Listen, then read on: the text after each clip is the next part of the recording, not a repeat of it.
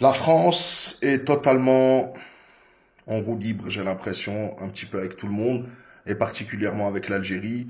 Et le soir d'Algérie titre, puisqu'il se passe des choses très graves, et l'ambassadeur de France a été convoqué, on en parlera après, puisque nous apprenons que Paris et Rabat provoquent donc Alger en organisant des manœuvres militaires conjointes à la frontière avec l'Algérie. Quand je dis à la frontière avec l'Algérie, c'est vraiment à la frontière avec l'Algérie. Regardez où est-ce que ça se trouve. Comme vous le voyez donc, c'est une fiche censée être confidentielle mais qui a fuité, qui prouve bien qu'au sein de l'armée marocaine, peut-être qu'il y en a qui ne sont pas d'accord, vous aurez compris. Al-Mohim, Royaume du Maroc, fiche à l'attention de monsieur le général de brigade, chef du 4e bureau, etc. Ce qui nous intéresse là-dedans, c'est premièrement le nom de l'exercice. Chergui ou Cherki 2025. Cherki qui veut dire Est, quand on sait ce qu'il y a à l'Est du Maroc, c'est-à-dire l'Algérie, et l'endroit où a été programmé l'exercice, on peut se poser des questions. Deuxième information très importante, c'est Rahmatallah, la commune de Rahmatallah ou le secteur de Rahmatallah. On va voir où est-ce qu'il se trouve exactement, à Ferdou, qui est un autre endroit un peu moins proche de la frontière.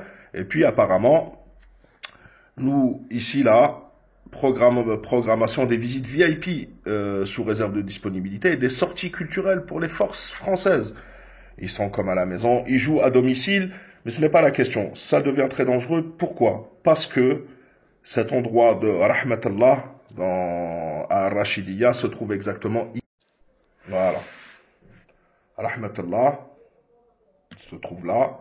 Quand on voit à peu près 50 kilomètres, on se trouve à peu près 50 kilomètres, entre 50 et 100 kilomètres de la frontière algérienne, ce qui est très dangereux.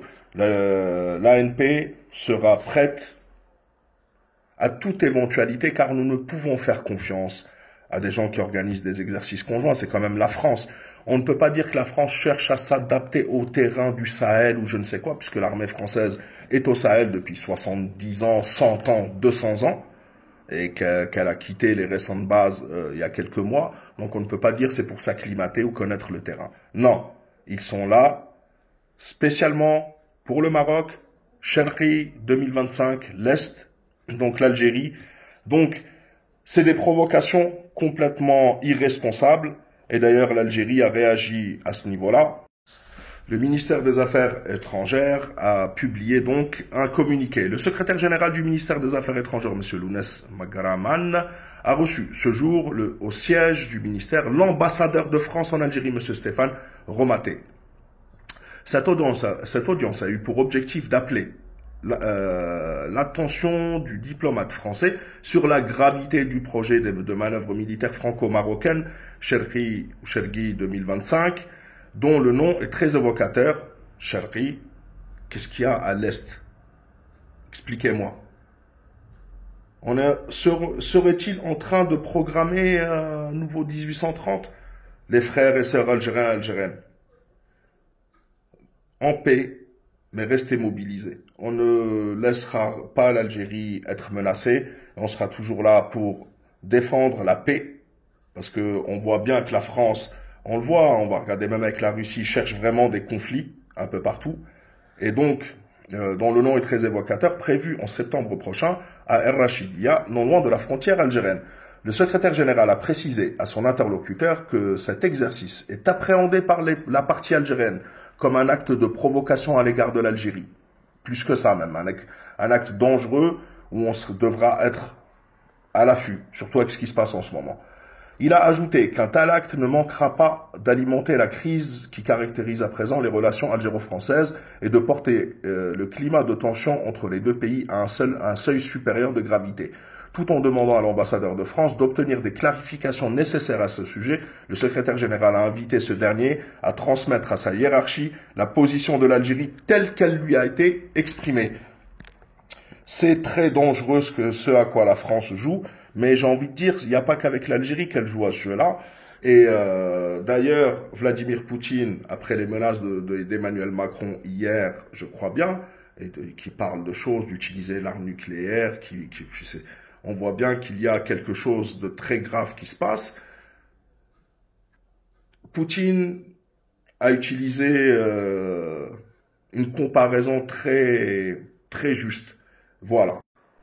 Donc, Vladimir Vladimirovitch Poutine a dit guerre en Ukraine. Vladimir Poutine évoque Napoléon et menace Emmanuel Macron. Suivez notre direct. Le président russe a également qualifié d'absurdes et de délirantes les accusations selon lesquelles la Russie chercherait à envahir l'Europe. Il y a quelque chose qui est en train de se passer. Il y a une folie qui est en train de gagner l'Europe en général, mais la France en particulier. Les problèmes internes de la France j'ai l'impression que la France veut les exporter. Pour ceux qui disaient que la Russie allait perdre la guerre en Ukraine et que c'était du matériel Khorda, etc., on voit bien qui a gagné la guerre, mais bon, peu importe, ce n'est pas le sujet. Ce qui est sûr, comme je vous l'ai dit, c'est que il se passe des choses qui ne sont vraiment pas bonnes. Quand je disais que ce n'est pas l'OAS ou je ne sais quoi, cet esprit de l'OAS a contaminé tout l'État français, j'ai l'impression, et je ne sais pas s'il y a des gens sages. J'espère qu'il y aura de la sagesse, des gens qui vont prendre la mesure du danger que représente ce genre d'action. La France et Emmanuel Macron, quand il s'est déplacé au Maroc, au Parlement marocain, quand il a fait son discours, il a dit que la France allait se redéployer à travers le Maroc. La France veut-elle recoloniser l'Afrique à travers le Maroc? Ça, c'est sûr. De quelle manière? On le voit. Est-ce qu'il compte sur la force militaire? Nous ne l'espérons pas, mais nous sommes prêts à défendre notre patrie. Et j'espère que beaucoup se réveilleront.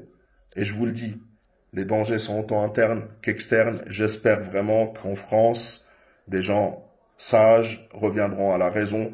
Et je n'ai pas l'impression qu'Emmanuel Macron contrôle quoi que ce soit. Ou est-ce qu'il a le problème, c'est qu'on ne sait pas. Est-ce qu'il ne peut pas diriger la France ou est-ce qu'il ne veut pas? Ou est-ce qu'il participe carrément à cette espèce d'implosion qui toucherait un peu tout le monde? De l'Europe, donc toute l'Europe, jusqu'à la Russie, l'Afrique, etc. Est-ce qu'il y a un véritable danger? Nous en reparlerons, Inch'Allah, dans nos prochains lives. Rendez-vous donc pour des lives beaucoup plus détaillés, quasiment tous les soirs sur YouTube, sur la chaîne Artisan Malik, où nous parlons de différents sujets. Et nous aborderons sûrement ce sujet-là et des sujets connexes ou autres. La patrie ou la mort, nous vaincrons. J'espère qu'il y aura de la sagesse. J'espère que les gens reviendront à la raison parce que ça devient un petit peu n'importe quoi. La patrie ou la mort, nous vaincrons.